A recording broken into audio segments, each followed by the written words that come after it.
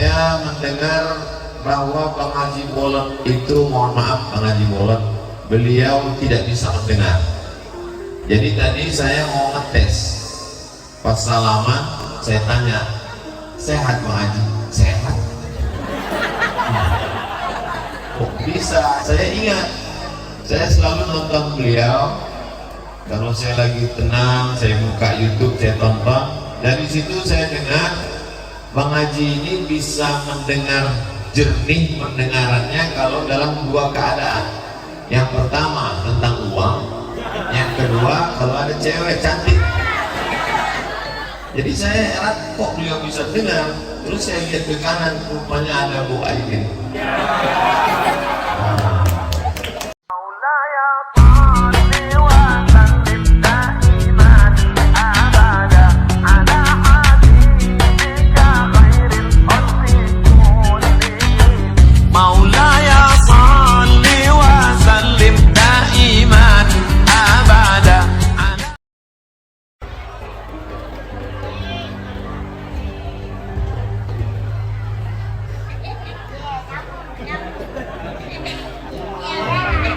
Udah nggak dengar kualat loh. Ini kiai tajam mulutnya. Udah tahu kan berdua.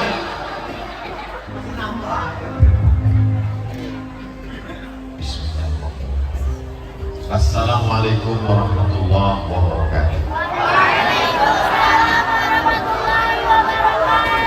Alhamdulillah wassalatu wassalamu ala Rasulillah Sayyidina wa Maulana Muhammad ibn Abdillah wa ala alihi wa sahbihi wa man tabi'ahu wa mawala.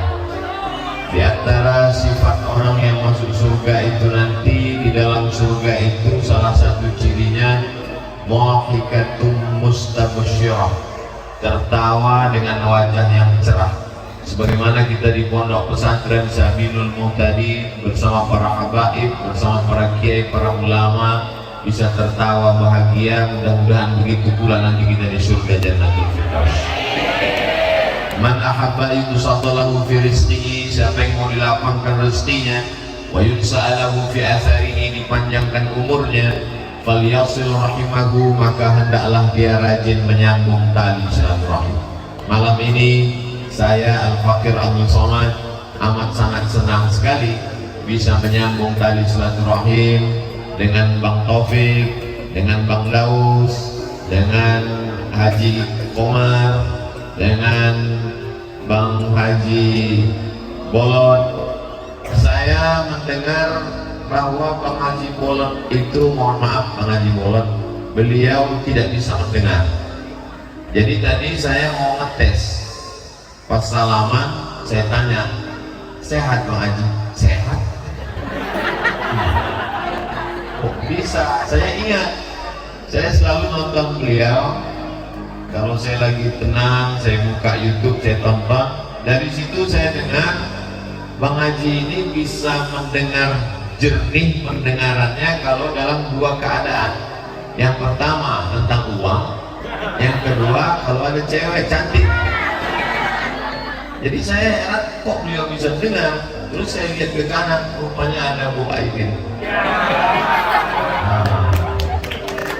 Pertemuan kita malam ini saya tidak dapat sebutkan satu persatu. Ada Bapak anggota Dewan, ada Bapak Babinsa, ada Babin Kamtipmas. Semuanya yang tidak dapat disebutkan hadir dan hadirat dimuliakan Allah Subhanahu wa Ta'ala. Amin ya Rabbal Alamin. BBM 3 yang merupakan selalu saya saksikan, saya tonton dari sejak. Cuman yang saya agak bingung, dulu waktu saya kecil, mereka ini saya tonton di TV sudah tua. Sekarang saya sudah tua, mereka tetap tua. Jadi mereka ini awet muda, awet tua. Mudah-mudahan abang-abang kita panjang umur, sehat badan, bersatu dalam sebuah komunitas bernama MPB, Majelis Pengajian Pelawak. Mereka kelihatannya tidak terlalu serius, tapi amalnya serius. Ada orang yang kelihatannya kerjaannya serius, tapi amalnya kurang serius. Mereka kelihatannya santai, buat orang ketawa, tapi sesungguhnya di balik itu mereka adalah orang-orang yang sangat cerdas. Karena untuk membuat orang ketawa dan membuat orang menangis itu diperlukan kecerdasan tingkat tinggi. Apa amal serius mereka? Dengan adanya mereka menyalurkan sebagian dari hasil tetes peluh keringat mereka, mampu menyantuni anak pesantren, yatim, fakir, dan duafa. Kita doakan supaya umur mereka panjang. Karena kalau sampai umur mereka pendek, tentu bantuan ini putus. Alhamdulillah. Dan yang tuli tetap tuli. Karena kalau sampai dia mendengar, gajinya putus. Kata Bang Haji tadi, bukan saya yang ngomong. Ada seorang laki-laki namanya Imam Khatib. Siapa namanya? Khatib. Ketika dia sedang duduk, datang seorang anak gadis perempuan mau menanyakan fatwa kepada Imam Khatib. Lalu kemudian nggak tahu, mungkin karena perempuan ini sangat sakit perut, masuk angin, akhirnya dia kejut di depan Imam Khatib. Imam Khatib tidak mau mempermalukan dia. Saat itu Imam Khatib pura-pura tidak mendengar, sampai akhirnya perempuan itu meninggal dunia.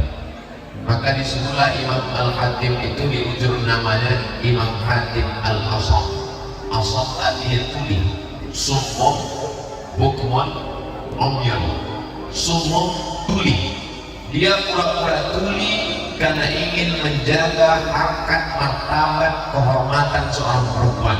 Karena kalau sampai dia mendengar, perempuan itu tahu bahwa dia mendengar, perempuan itu tidak ada rasa bersalah, dia keluar karena tidak ada respon sama sekali dari Imam Khatib. Setelah Imam Khatib mendengar perempuan itu meninggal dunia, barulah Imam Khatib kembali normal, kembali seperti biasa, dia bisa mendengar. Waktu ditanya, jadi selama ini kau sebenarnya bisa mendengar? Kata Imam Khatib, aku selama ini bisa mendengar. Lalu kenapa engkau pura-pura tidak mendengar? Karena aku ingin menjaga kehormatan, kemuliaan perempuan. Jangan sampai jatuh harkat martabat harga ini. Jadi kalau ada orang bertanya, mengapa Ustaz Somad mengidolakan Bang Haji Bolon? Saya tonton beliau, dia tidak pernah menjatuhkan orang lain, dia menjatuhkan dirinya. Banyak orang sekarang untuk membuat lucu, dia menjatuhkan orang lain, mengejek orang lain, menghinakan orang lain. Ternyata tidak perlu menghina orang lain untuk naik ke atas. Jangan sampai seperti orang membelah bambu, satu diinjak, satu diangkat.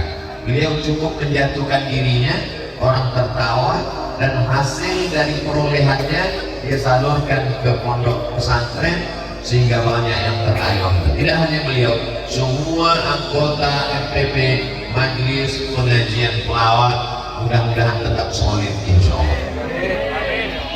Wasiqal ladzina taqaw rabbahum ilal jannati zumara. Orang-orang nanti masuk surga itu tidak sendirian, digiring berjamaah. Hatta idza ja'uha, sampai ketika mereka masuk ke dalam surga, apa kata malaikat?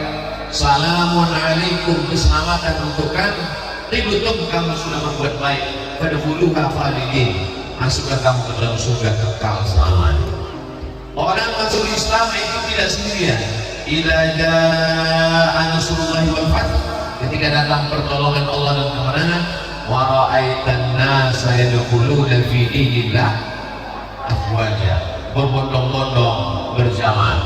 Mudah-mudahan di antara jamaah yang masuk ke dalam surga itu adalah jamaah MPP. Mudah-mudahan yang di antara jamaah masuk itu adalah jamaah pondok pesantren Sabilul Muhtadi. Sabil jalan, Muhtadi orang yang dapat hidayah.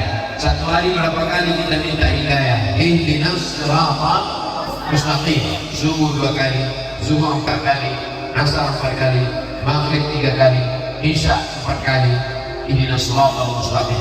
Kenapa kita minta hidayah, Ustaz? Kita kan sudah muslim, kita kan sudah bersyahadat, kita kan sudah dapat hidayah. Hidayah ada 2. Hidayah yang pertama, dari tidak mengenal Allah menjadi mengenal Allah, dari tidak mengenal Rasulullah menjadi mengenal Rasulullah. dari tidak Islam menjadi bersyahadat asyhadu an la ilaha illallah wa asyhadu anna Muhammadan Rasulullah. Tapi ada hidayah yang kedua. Hidayah yang kedua adalah istiqomah dalam kebaikan.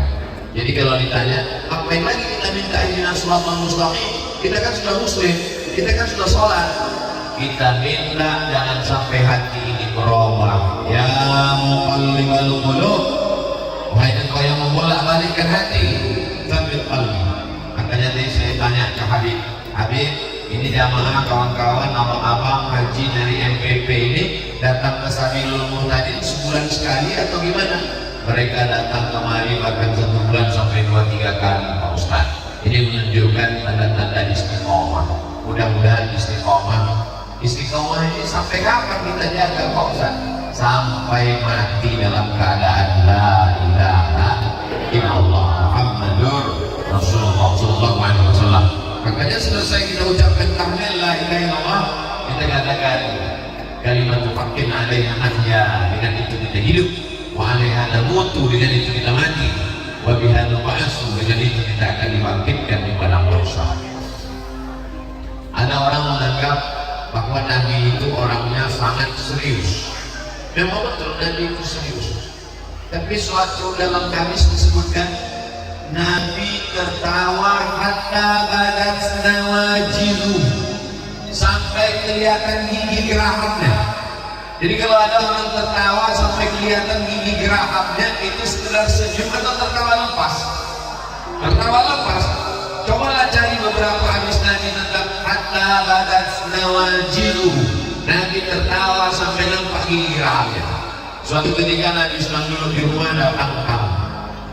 Ya Rasulullah, ya halakku, aku celaka ya Rasulullah. Kenapa kamu celaka? Karena di siang bulan suci Ramadan, mohon maaf beribu maaf, aku tidak dapat menahan hawa nafsu, aku berhubungan di siang Ramadan. Kata Nabi, kamu mesti puasa syahraini mutatabi'aini, 2 bulan berturut-turut kamu mesti ganti puasa karena kamu sudah melanggar. Ya Rasulullah, bagaimana mungkin saya bisa ganti 2 bulan berturut-turut? 1 bulan aja saya gak tahan. Lalu kata Rasulullah, kalau begitu kamu bersedekah sittina miskina, kasih makan 60 fakir miskin untuk menebus dosa. Kata dia, ya Rasulullah, bagaimana mungkin aku kasih makan fakir miskin, aku aja miskin. Lalu kata Rasulullah SAW, tolong ambilkan kurma di belakang, makanan pokok mereka ketika itu kurma. Lalu kemudian dibawakan kurma, berikan kepada dia. Kamu pulang ke kampung, berikan kepada orang miskin di kampungmu. Ya Rasulullah, di kampung itu akulah yang paling miskin. Badan nawajizuhu, Nabi tertawa sampai nampak gigi gerahapnya. Kata Nabi, kalau gitu bawa pulang makan dengan istri. Jadi ada kalanya Nabi marah, ada kalanya Nabi marah sampai merah matanya. Apa kata Nabi sallallahu alaihi wasallam? Wa kana al-insanu aktsara syai'in jadala. Ketika Nabi mendengar ada orang berdebat tentang Al-Quran, Nabi gak suka berdebat. Kata Nabi, wa kana al-insanu aktsara syai'in jadala. Memang manusia itu suka berdebat, padahal kebenaran itu sudah jelas. Memang ada kalanya kita disuruh berdebat. Ud'u ila sabili rabbik, ajak orang ke jalan Allah bil hikmah, dengan cara yang santun, wal mau'izatil hasanah, suri tauladan yang baik, wajadilhum, kalau mau berdebat silakan debat, tapi ujung kalimatnya coba lihat, wajadilhum billati hiya ahsan, dengan cara yang santun, dengan cara yang baik. Kalau adik-adik santri, kalau para asatidz, kalau bapak ibu jamaah tidak larut dalam tertawa, memperhatikan omongan Bang Haji tadi, Bang Haji Burhan dengan Bang Haji Bolot BBM, itu ada satu kalimat ketika beliau mengatakan nyuruh orang sholat atau ngajak. Yang tepat itu nyuruh atau ngajak? Ngajak. Karena kalau nyuruh kita belum tentu sholat, tapi kalau kita ngajak dan bunyi ayatnya memang ud'u ila sabili rabbik, ajaklah orang ke jalan Allah. Jadi apa yang kita lihat pada malam hari ini, mereka sedang mengajak kita di tengah kesulitan yang berlimpah, kita masih bisa tersenyum dan tertawa. Di tengah kepopuleran mereka, popularitas tingkat tinggi, masuk ke dalam televisi, ditonton oleh dari manusia semuanya, mereka senang, mereka masih menyisihkan sebagian dari hasil gajinya, walaupun mereka juga punya keperluan, tapi mereka masih memikirkan pondok pesantren. Mudah-mudahan yang belum bergabung segera bergabung, yang belum terbuka pintu hidayahnya malam ini ditonton, di-share, dibagikan kepada semua. Doa silahul mukmin, doa senjata orang beriman. Akhir-akhir ini saya sering dapat kiriman video-video pendek Bang Haji Komar. Beliau dengan gayanya yang khas, dengan topinya, dengan jenggotnya yang putih, mengirimkan video-video pendek, pesan-pesan dakwah. Begitu dapat, saya share ke tempat yang lain. Mudah-mudahan saya juga dapat pahala share-nya. Cuman beberapa kali share nggak nyambung, ternyata pakai habis. Artinya apa? Pakailah handphone untuk share dakwah. Silakan pakai dia untuk share kebaikan. Lingkungan kita ada 3. Yang pertama lingkungan tempat tinggal. Bapak Ibu yang ada di sekitar pondok pesantren Sabilul Muhtadin berbahagia sekali. Kenapa? Karena dekat dengan taman surga. Idza marartum bi riyadil jannah, kalau kamu lewat di taman surga pertama, jangan sampai diam, ikut makan dan minum di taman surga. Kata sahabat, mana ada taman surga di dunia ya Rasulullah? Ada taman surga. Apa itu? Majelis zikir, majelis ilmu. Orang datang jauh-jauh dari Jakarta, dari Bogor, dari Bandung, datang kemari. Mereka dengan segenap jadwal kesibukan pekerjaan mereka, kontrak-kontrak mereka di televisi, mereka sempat untuk datang kemari. Kenapa kita yang ada di lingkungan jangan sampai seperti ayam mati di lumbung? Ayamnya banyak tapi mati kelaparan. Jadi bagi masyarakat yang ada di sekitar pondok pesantren Sabilul Muhtadin, ini nikmat yang besar. Jadi pondok pesantren nggak ada pagarnya, menyatu dengan masyarakat. Ada pondok pesantren, pagarnya setinggi mata memandang. Di dalam pagar pesantren orang ngaji, sholat berjamaah, baca Quran. Tapi begitu keluar pagar, langsung ketemu dengan orang minum khamar, ayam, main judi. Apa pengaruh pesantren terhadap lingkungan? Saya senang dengan pesantren ini. Kenapa? Karena dia menjadi pesantren umat. Dia bukan pesantren yang berada di tengah umat, tapi dia pesantren umat. Pesantren ini kita bersama. Oh, kalau pesantren nggak ada peragamnya, nanti santri lari. Santri nggak akan lari. Kenapa?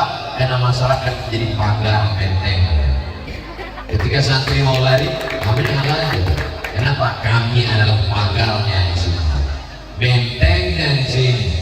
Jadi sekarang banyak juga pondok pesantren, mohon maaf, seperti kebun binatang di tengah kota, lalu kemudian ada kerangkeng, orang di penjara, manusia merasa terpenjara.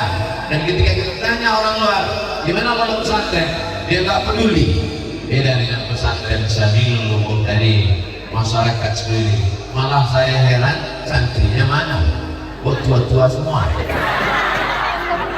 Artinya Pak, masyarakat, adik-adik kita santri-santri, adik-adik yang jadi santri, kalian manusia-manusia yang spesial, bisa didatangi oleh Bang Haji, bisa didatangi oleh Bang Haji, bisa didatangi oleh makhluk-makhluk yang unik. Ini makhluk-makhluk FPP ini gak banyak di dunia ini.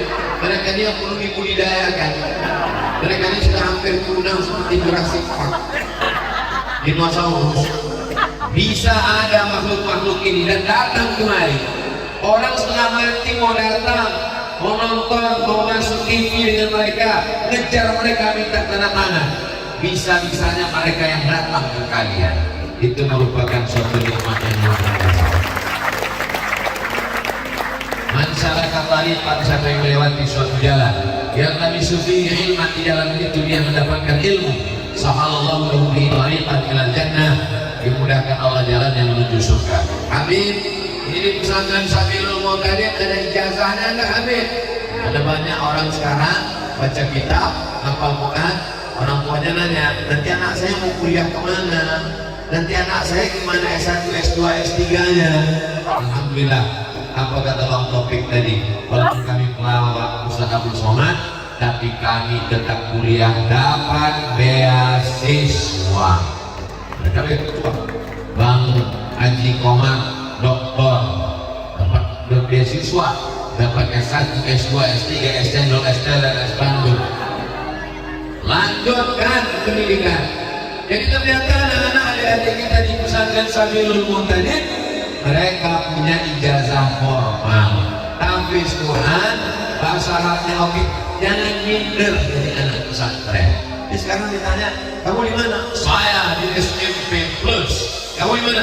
Saya di SMA Serbaguna. Kamu di mana?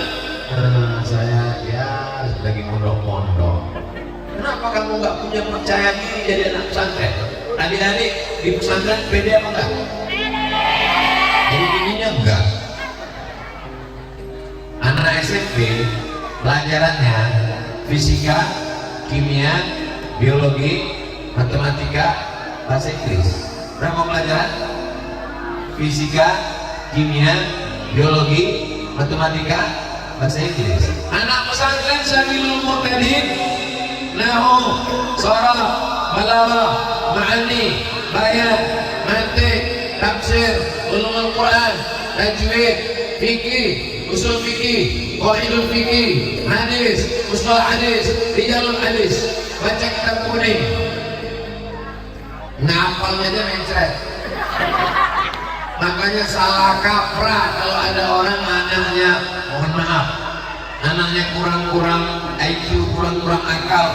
Ya udahlah, kamu yang agak bodoh dikit masukin pesantren. Kalau anaknya cerdas, masuk SMP. Kalau anaknya pintar, masuk SMA. Kalau anaknya bodoh, masuk pesantren. Anak bodoh dimasukkan pesantren, error, hang, mati langsung. Justru anakmu yang paling pintar, yang paling cerdas, itulah masukkan pesantren. Pelawak-pelawak ini cerdas atau enggak cerdas? Pelawak yang paling cerdas, cepat dia nangkap, cepat dia menangkap operan-operan bola-bola itu, tanpa dia mikir langsung.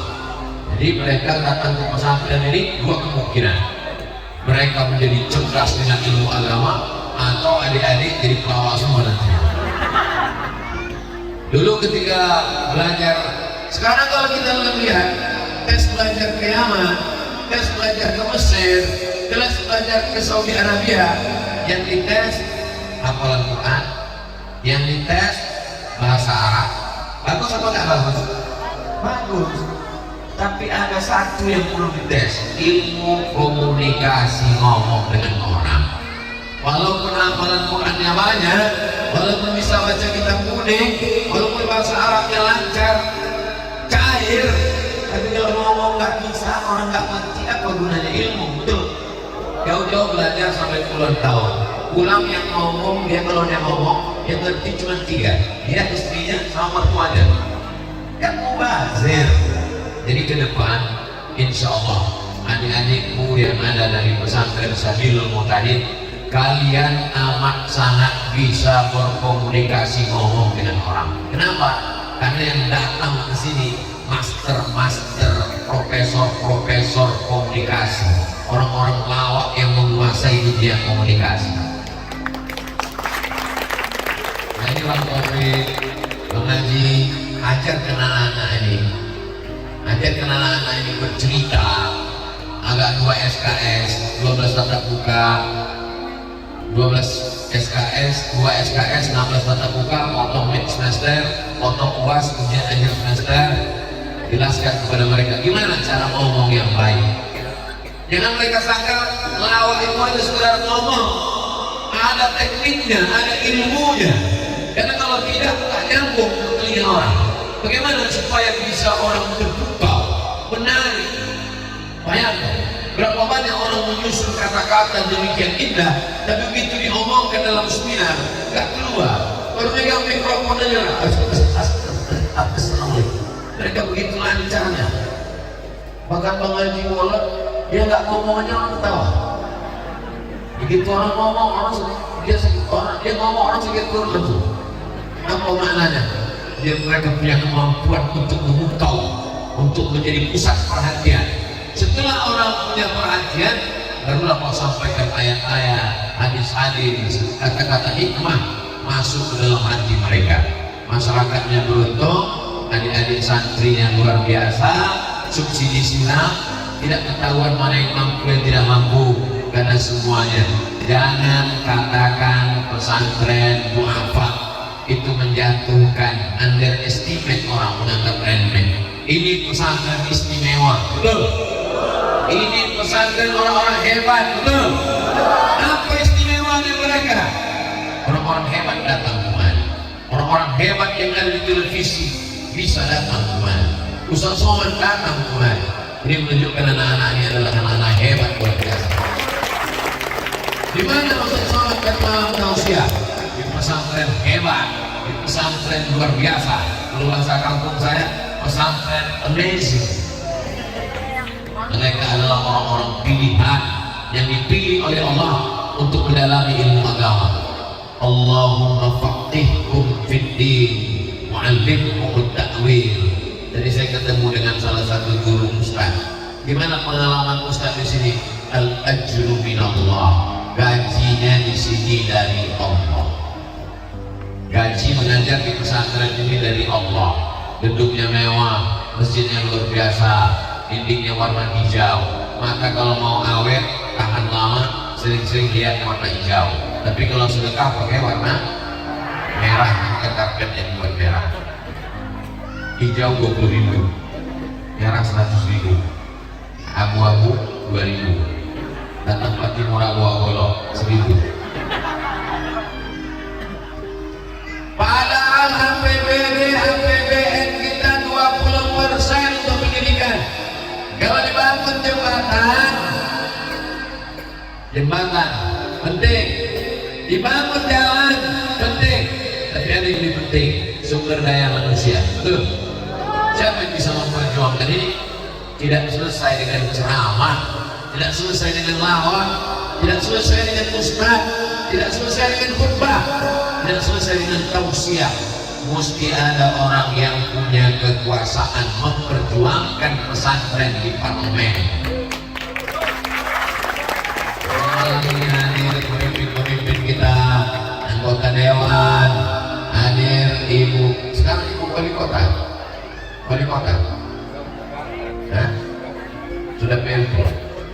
PLT itu, PLT jangan mengerti lagi, PLT artinya pejabat lillahi ta'ala. Kalau ada niat baik, maka niat baik. Kalau saya terpilih, saya akan tolong pondok pesantren. Tapi jangan jadikan pesantren mendorong mobil mogok. Setelah mobilnya jalan, say goodbye. Jadikan anak-anak pesantren doa mereka makbul. Selagi tanda tanganmu masih laku, kekuasaan ada di ujung jarimu, pakai untuk menolong agama Allah. Betul? Kekuasaan tidak lama, hanya 2 periode. Itu datang KPK. Begitu nyebut politik, langsung mic-nya mati-mati. Apa maknanya? Siapapun kita, apapun jabatan kita, kalau kita pakai menolong pondok pesantren, pesantren Sabilul Muhtadin tidak akan mati sampai hari kiamat. Adik-adik ini kita akan tamat, muncul yang baru. Tunas-tunas hijau akan tumbuh. Pohon batangnya boleh lapuk tumbang, tapi tunas hijau akan terus tumbuh. Abdul Somad masa lalu, saya akan berakhir. Semua akan selesai, semua akan bubar. Pengajian ini pun akan berakhir. Abang-abang kita berdiri membuat kita tertawa sampai masa jenuh, sampai masa bosan berakhir. Yang tidak berakhir itu cuma satu, hubungan kita. Hubungan kita sampai ke surga. Hubungan menjaga pondok pesantren. Masih ada Sayyidi Al-Habib Jamal Al-Amudi beserta para habaib. An ausilan ila qarabati Rasulillah sallallahu alaihi wasallam ahabbu ilayya. Menyambung silaturahim dengan zuriat keturunan Rasulullah lebih dicintai daripada menyambung silaturahim dengan keturunan muslim. Yang ngomong begitu kan Abdul Somad, Sayyidina Abu Bakar ini Siddiq. Malam ini kita nyambung silaturahim dengan habaib. Mudah-mudahan cinta kita kepada cucunya membuat kita bisa bersama dengan kakeknya di surga Jannatul Firdaus. Allahumma salli ala Sayyidina Muhammad wa ashghili zalimin bisalimin wa akhrijna min bainihim salimin wa ala alihi wa sahbihi ajma'in.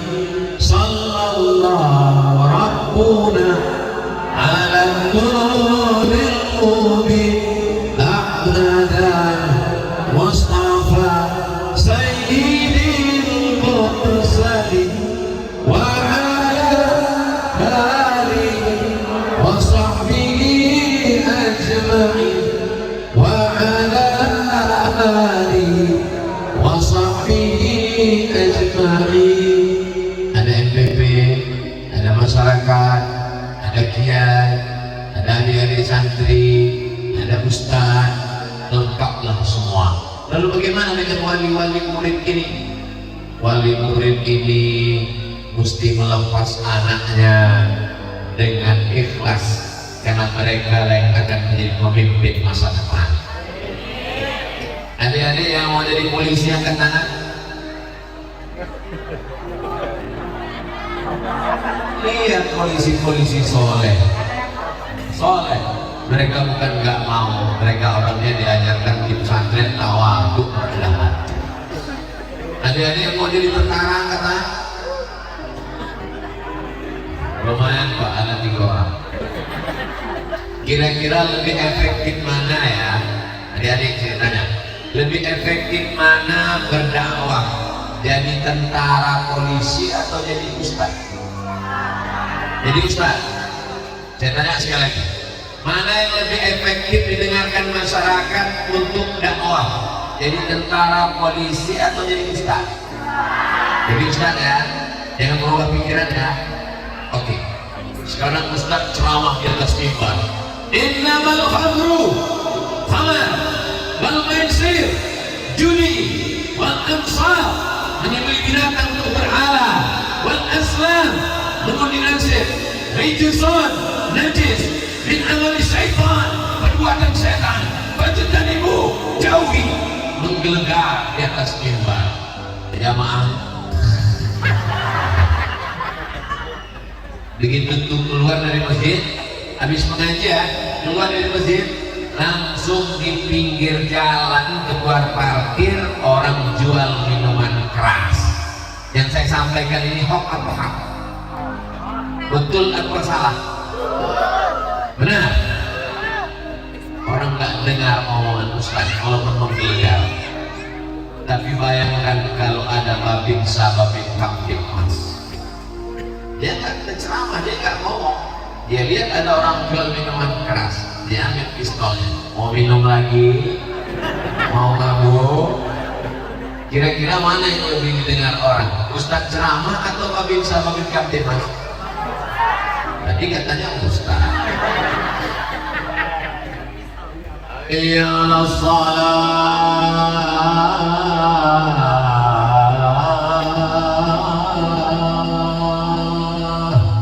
dia yang azan, dia yang iqamah, dia yang imam, dia yang makmum.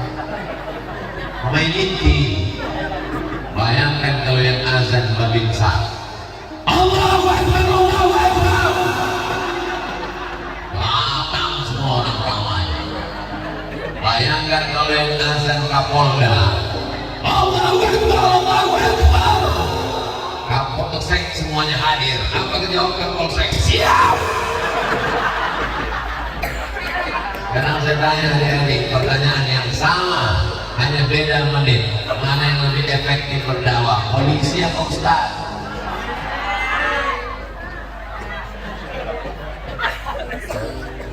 Silakan jadi polisi, silakan jadi tentara, silakan jadi gubernur, silakan jadi anggota dewan, silakan jadi pengacara. Itu hanya jalan, itu hanya sarana, itu hanya wasilah. Tujuannya adalah menegakkan agama Allah, la ilaha illallah Muhammadur Rasulullah. Yang mau jadi pelawak angkat tangan. Dalam hati mereka ingin, silakan kalian jadi pelawak, tapi pelawak yang sudah menggabungkan diri ke MPP. Karena mereka karena mereka sudah mencintai para habaib. Mereka menggabungkan diri dengan komunitas. Mereka sudah melanjutkan pendidikan S1, S2, S3, dan gaji mereka pakai untuk mensupport pondok pesantren. Gaji yang kau dapat, kau belikan mobil baru. Begitu kau mati, mobilmu dipakai istrimu dengan brownies, rondong manis. Gaji yang kau dapat, kau belikan rumah megah, mewah, cantik, mahal. Rumah itu akan dijual oleh anak menantu. Betul? Kau dapat uang, kau belikan rantai emas, gelang, cincin. Emas itu akan dipakai mereka untuk segala keperluan dunia. Tapi kalau kau pakai pembebasan tanah, itu masih ada kebun pisang yang belum dibebaskan. Bisa dibuat, betul, bisa dibuat kelas, bisa dibuat asrama, bisa dibuat masjid lebih besar, jamaah lebih ramai. Tapi jangan undang Ustaz Somad untuk meletakkan batu pertama. Karena banyak batu pertama sekaligus batu terakhir. Undanglah mereka yang punya uang banyak. Nanti setelah selesai pembangunan, penandatanganan prasasti oleh Ustaz Abdul Somad, didampingi oleh sahabat-sahabat dari MPP. Masya Allah. Insya Allah kalau pas meresmikan nanti Bang Haji Bolot sembuh dengan. Saudara yang dimuliakan Allah Subhanahu wa Ta'ala, bagaimana Indonesia 20 tahun yang akan datang? Jawabannya adalah anak-anak muda yang ada di hadapan saya sekarang. Ibu-ibu malam ini membawa anaknya nangis, gak kenal dengan Ustaz Abdul Somad, dia bawa malam ini. Anak-anak kecil dibawa untuk apa? Membiasakan diri. Nanti anaknya punya sejarah. Kalau ditanya 20 tahun akan datang, gimana dulu masa kecilmu? Masa kecil saya dibawa ke pesantren Sabilul Muhtadin. Amin. Anak-anak muda ini punya cerita di masa akan datang. Gimana dulu kamu waktu masih muda? Saya kenal dengan dia. Itu teman papa ya? Teman saya. Gimana kenalnya? Kami sama-sama ngaji di Sabilul Muhtadin. Yang ceramah waktu itu siapa? Almarhum Abdul Somad. Inilah jamaah ini kurang empati. Kita cerita mati ya ketawa. Ini efek abang-abang pelawak juga. Kita mati pun ketawa juga. Saya khawatir abang-abang pelawak dari MPP ini kalau mati meninggal dunia masuk liang lahat, ditanya malaikat pengawan, mau buka, mau tahu aja mau atau mau banget ya. Saudara yang dimuliakan Allah Subhanahu wa Ta'ala, ada masanya serius, ada masanya bercanda. Mereka mencari nafkahnya bercanda, tapi amalnya serius. Mana yang lebih bagus? Orang yang kelihatannya serius, tapi amalnya bercanda, atau orang yang bercanda amalnya serius? Bingung Pak Ustaz, karena sekarang semuanya bercanda. Ada orang yang kelihatannya kerjanya bercanda, gajinya serius. Ada orang yang kerjanya serius, gajinya bercanda. Mau dapat apapun, yang penting dipakai untuk fisabilillah, mengalir setelah kematian. Maka tafaita, uang yang kau belikan makanan busuk, dibelikan makanan busuk. Jangankan makanan malam ini, makanan malam ini belum tentu awet sampai besok pagi, basi, busuk, santan, segala macam. Wa malabista fa'laita, yang kau pakai lapuk, yang kau makan busuk. Wa ma tasaddaqta fa amdaita, Pakarkan, sedekahkan, yang kau infakkan, itu yang akan menjadi bekal menghadap Allah Subhanahu wa Ta'ala. Gedung ini cantik, ini asrama 14. Alhamdulillah. Coba tadi kalau saya tanya, ini asrama 14 di rumah orang Pak Ustaz.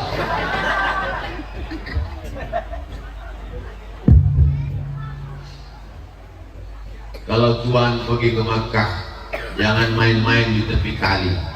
Sudah lama saya ceramah, baru inilah tukar mikrofon 1 jam sekali.